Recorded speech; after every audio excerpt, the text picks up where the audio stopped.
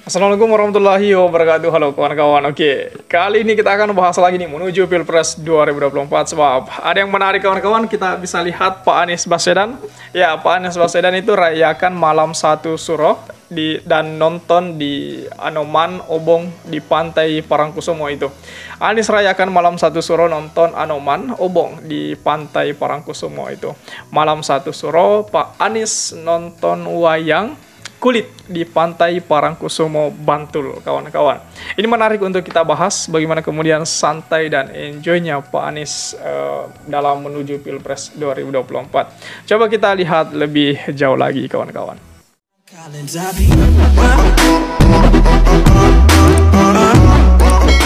Ya, bakal calon presiden dari Koalisi Perubahan yakni Pak Anies Rashid Baswedan itu merayakan peringatan malam 1 Suro dengan menyaksikan pagelaran wayang kulit di Pantai Parangkusumo, Bantul, daerah istimewa Yogyakarta pada Selasa kemarin, kawan-kawan. Ya, mantan Gubernur DKI Jakarta itu tiba di lokasi acara sekitar pukul 10 malam waktu Indonesia Barat.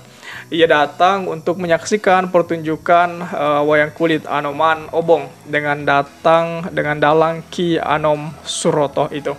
Adapun Anoman Obong menceritakan tokoh wayang dalam seri Ramayana, berkisah ketika Anoman si Kerlah Putih membumi hanguskan bumi Alengka itu. Jadi Parangtritis itu, Parangkusumo adalah pantai masa kecil saya. Ketika saya sekolah di sini, kalau kita jalan-jalan ke Parangkusumo, Parangtritis, kita sering kemah di Parangtritis. Kalau Parangkusumo, kalau ada acara-acara seperti ini, itu. Jadi seperti itu yang dikatakan oleh Pak Anies itu.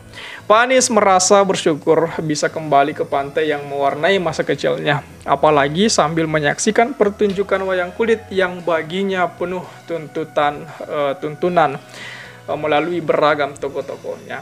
Yang menarik dari wayang kulit itu adalah dia menunjukkan kepada kita pesan-pesan yang dikemas secara menarik. Kita kan sering melihat tontonan menarik tapi nggak ada tuntunannya itu. Itu yang dikatakan oleh Pak Anies. Kita sering melihat banyak tontonan yang menarik tetapi tuntunannya kurang itu. Di sisi lain, kita sering mendengar tuntunan yang tidak menarik. Walau kalau wayang kulit itu adalah tontonan yang penuh dengan tuntunan itu. Jadi saya pikir ini cerdasnya Pak Anies bisa mengolah semua hal menjadi positif itu. Pak Anies memiliki karakter favoritnya tersendiri.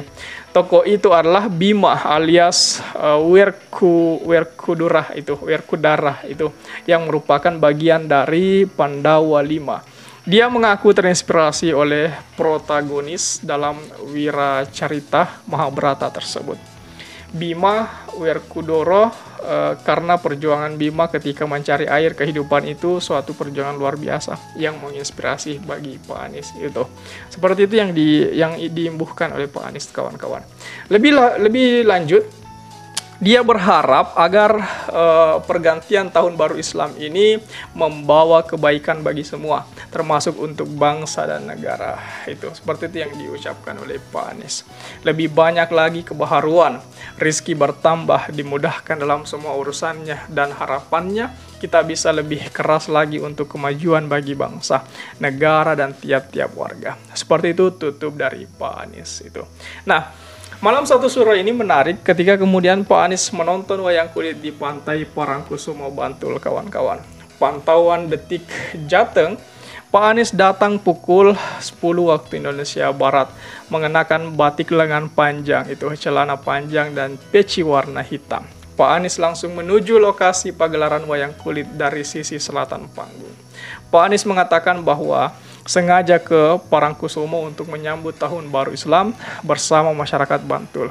Selain itu, Pak Anies hendak menyaksikan pagelaran wayang kulit dengan datang Ki Anom Suroto itu. Ini menarik karena dalangnya itu Ki Anom Suroto itu yang juga membuat Pak Anies tertarik untuk datang menonton, kawan-kawan. Terlepas dari hal tersebut, Pak Anies berharap di Tahun Baru Islam ini bangsa Indonesia bisa lebih maju. Selain itu, muncul kebaharuan yang berdampak positif bagi bangsa Indonesia. Pak Anies menyebut perlunya peran pemerintah dalam pagelaran wayang kulit, katanya. Pasalnya, Pak Anies menilai pagelaran wayang kulit adalah tontonan yang penuh tuntunan. Itu. Jadi ini yang perlu disupport oleh pemerintah, yang kemudian menjadi inspirasi Pak Anies, bahwasanya wayang kulit itu tidak sekedar menjadi tontonan yang menarik, tetapi di dalamnya syarat akan tuntunan itu. Pak Anies mengatakan bahwa pagelaran wayang kulit sangat menarik. Pasalnya menunjukkan pesan-pesan yang dikemas melalui penyampaian yang khusus itu. Di sisi lain, Pak Anies juga menilai bahwa pemerintah seharusnya hadir memfasilitasi pagelaran wayang kulit, mengingat anomi masyarakat terhadap pagelaran tersebut terbilang sangat tinggi gitu, khususnya di daerah Bantul, kawan-kawan. Nah, ini menarik untuk kita kemas, kawan-kawan, bahwasanya Pak Anies juga saya pikir dengan datangnya kembali di Bantul, dengan datangnya kembali ke Pantai Parangkusumo, bisa mengenang kembali cerita masa kecilnya ketika kemudian Pak Anies, bagaimana kemudian ketika Pak Anies mengenang masa-masa kecilnya dengan menonton wayang kulit di sana. Dan ini menarik sekali. Juga memberikan kesan kepada kita bahwa Pak Anies ini enjoy, santai, kemudian tidak terlalu gegabah menuju Pilpres 2024. Meskipun rintangan dan hadangan yang mencekam, itu semuanya dilewati Pak Anies. Meskipun beragam, banyak sekali tuduhan-tuduhan, berita-berita hoax yang menyasar dirinya. Saya pikir dengan Pak Anies seperti ini ya terlihat enjoy, santai, dan semuanya bisa dilalui dengan baik menuju Pilpres 2024. Ini menarik sekali untuk kita lihat, kawan-kawan. Dan di lain sisi kita bisa lihat bagaimana kemudian di waktu yang sama Pak Anies nonton wayang kulit.